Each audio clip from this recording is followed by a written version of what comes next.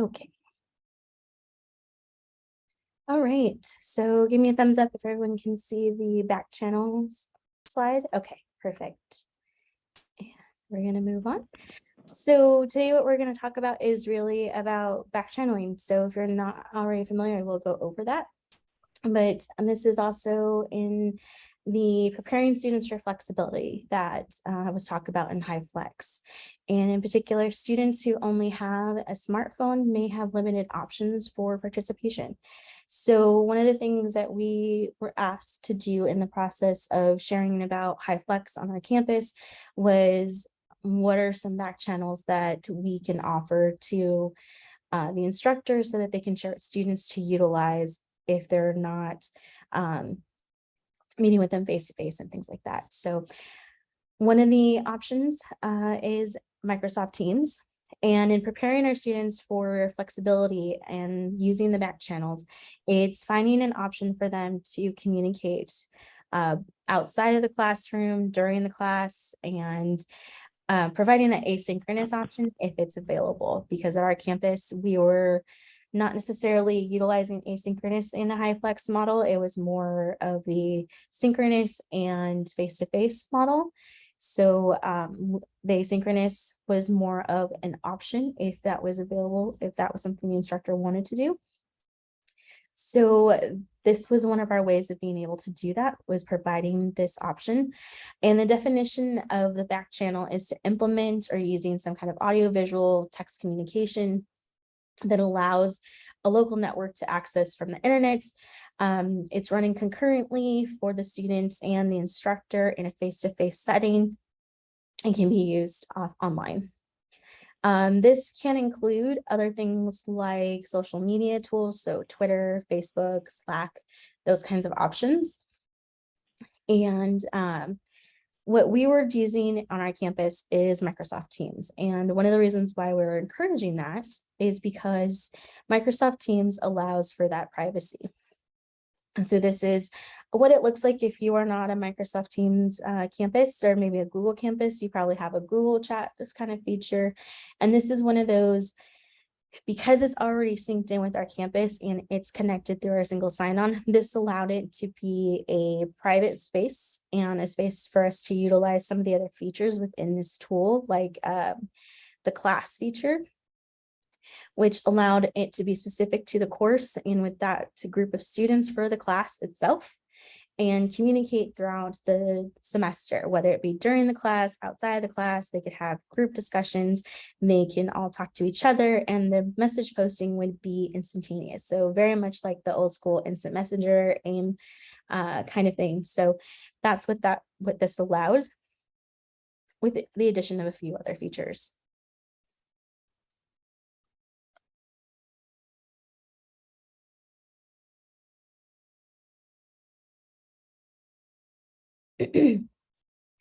So what does this offer? So it offers live and delayed chats. So they are secure, like I mentioned, because it's utilizing the single sign-on on our campus, and it's access for everybody, including our staff and faculty. And it's a collaborative space. So it allows our OneDrive to be available. It allows document sharing.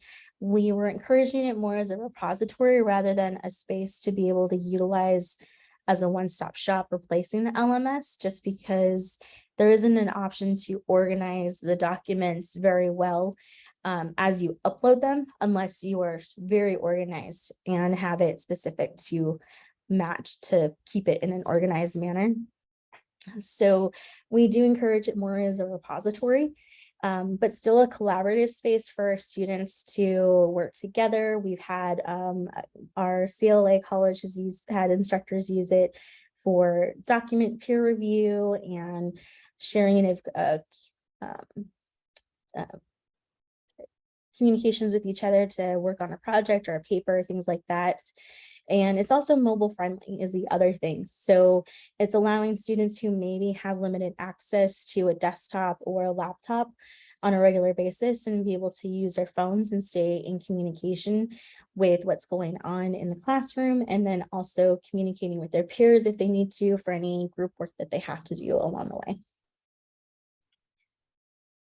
Some of the limitations is especially with the class feature. There is no grading that's available through the LMS. So if this instructor does decide to utilize it, they would be limited to the grading feature there and have to manually do grading in Beachboard if they wanted to utilize Beachboard still. We are still testing it out in Canvas. So if anyone wants to give me the heads up on that one, that would be great. And letting us know that. And then also the assignments and quizzes, again, they could use those features inside the class option, but it's not necessarily the best one since it doesn't directly connect to the grade book, and it would still require some manual grading on the instructor side.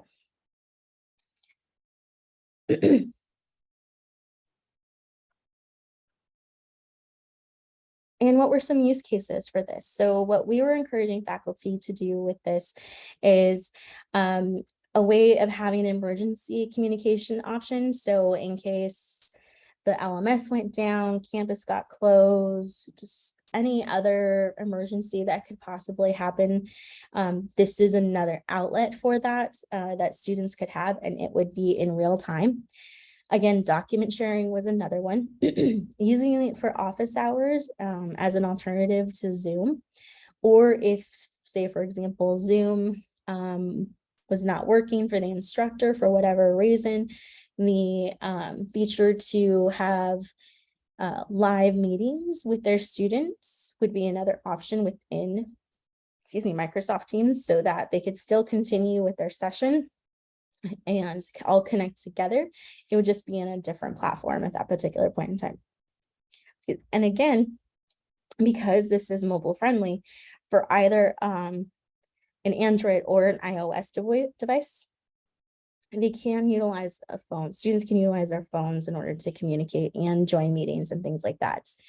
And again, it's a quick, immediate responses, having real-time conversations with your students, or your students engaging with each other in real time. That's not something you get to have on an LMS, since it's usually a message board or a message inbox messenger. So this allows for a more instantaneous engagement with your students at that particular time. So with that in mind, what my next discussion and activity for today is actually, what can you leverage on your campus as a back channel tool for your HyFlex classes, or even face-to-face classes, active learning, any modality that you guys are using in order to helping with the engagement and build that community for your campus or for that course. Jennifer, as people answer that in the chat over the next 3 minutes of this segment, Tanya Malone from San Luis Obispo had a question about, when you use software like Teams or things outside the learning management system, A, do you provide tutorials? And B, how do you make it so it's not extra work on top of the class for the students?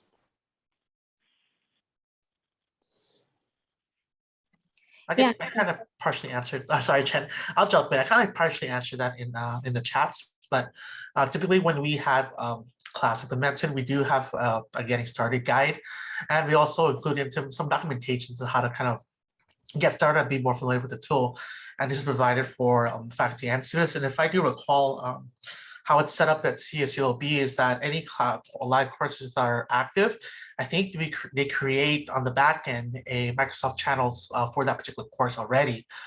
So on your end, it would just be kind of acknowledging, letting students know that this channel does exist, and probably just a tutorial guide of how to actually use it. But for the majority of the experience that we had at CSULB, it's been pretty positive. People haven't had any issues like navigating, and like I mentioned in the comments, it's very user friendly. It's reminiscent of like a chatting tool. So I think students are more reluctant to use because they're more familiar with that. It's still something more familiar and friendly that they're used to, using social media. It kind of has that feel. So hopefully that kind of answers your question.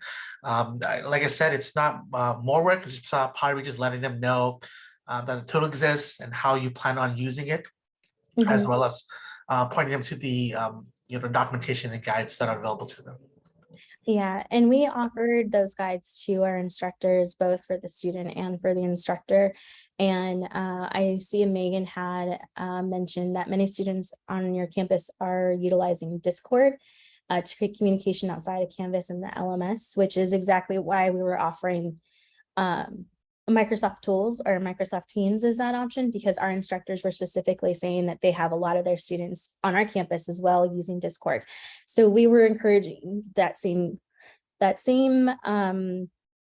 kind of method of communication and that behavior, but in a more secure place is what we were encouraging. So the behavior is there already. It's just we were encouraging it more in a space that was secure for the students and a space to where they can access it. And the instructor can also be a part of the communications or not. They can choose to be there. It just kind of depends on how the instructor wants to utilize those channels and allow the communications for the students.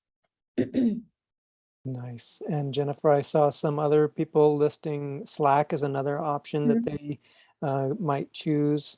I want to say thank you. This is great. And we are going to have the Long Beach team join us again at other sessions. But in our remaining 12 minutes, we are going to squeeze in one more example from around the system, and that will be Corinne Rowland and Dennis Dahlquist from Sacramento State. So I'm going to stop the recording and you two can let me know when you're ready to start it up again.